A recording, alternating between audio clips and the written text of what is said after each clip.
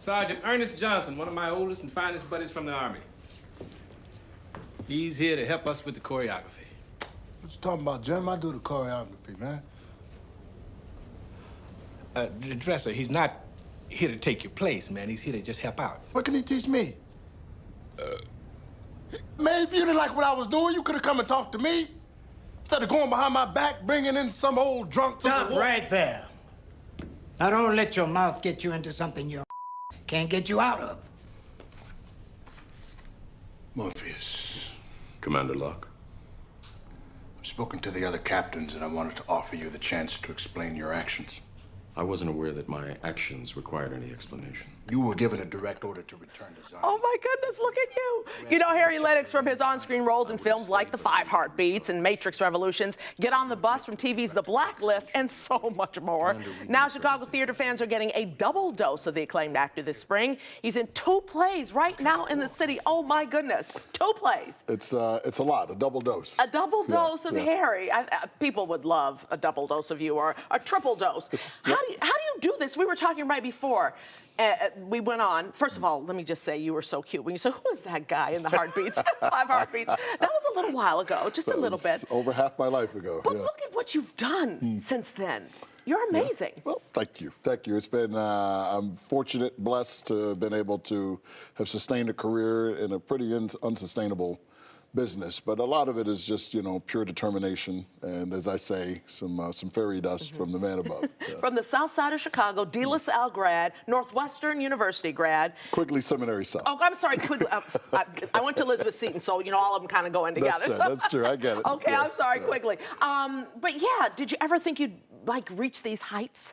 You know, I didn't sort of ever give myself that, that burden of trying to live up to expectation. Okay. That's good. I knew that if I could just be good at what I did and sort of respected for that thing, that would be enough for me.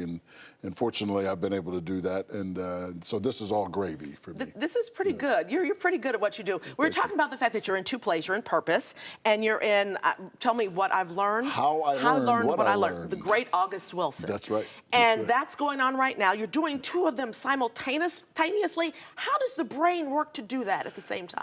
There are a couple of hemispheres, you know, we think in the brain. It's the most complex organ in the known universe. We were talking about this a little bit. You know, your hands can memorize pieces of music. Right. And your brain can memorize chunks of words. Like there are these thought segments that kind of all sort of fit together some way. I don't know what the mystery of it is, but I talk about this as having like 2 different apartments in the same building. I can go into the first floor apartment, and there's August Wilson. And the second floor apartment is a guy named Sonny Jasper. Yeah. Well, August Wilson, you knew him pretty well.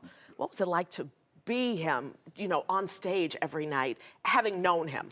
Well, it's interesting because we had to make this decision. I was going to try to do an August Wilson impersonation. I'm not fooling anybody. You know, we lost August, unfortunately, in 2005. This is almost 20 years ago now. Yeah. But having known him, I think that we had enough stuff in common, and particularly doing this play, I discovered some things. I didn't even know about this play until maybe 2 years ago.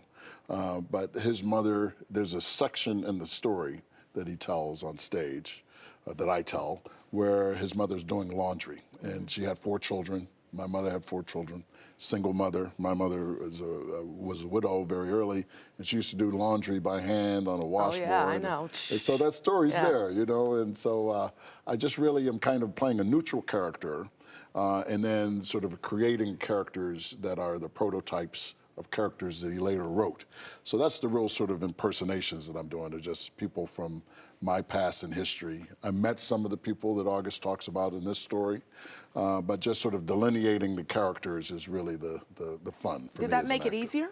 Yes. Okay. Yes, it does. So then you go to Steppenwolf and do Purpose, which some are saying it's after a political family here in Chicago. Some are saying that. There are some commonalities between the family that people are comparing us to and many other families. Yes. You know, there are several political dynasty families. Right.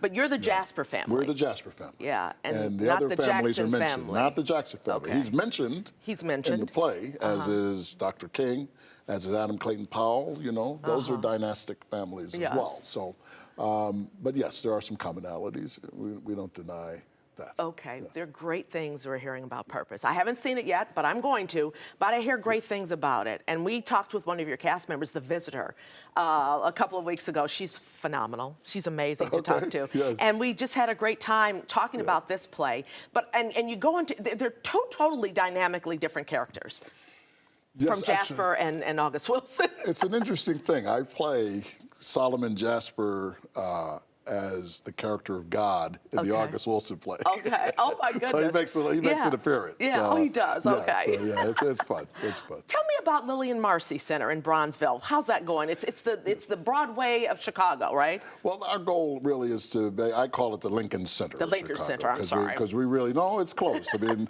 Lincoln Center does have a Broadway regulation theater. They get, if you're there, you can get a Tony Award and all of that stuff.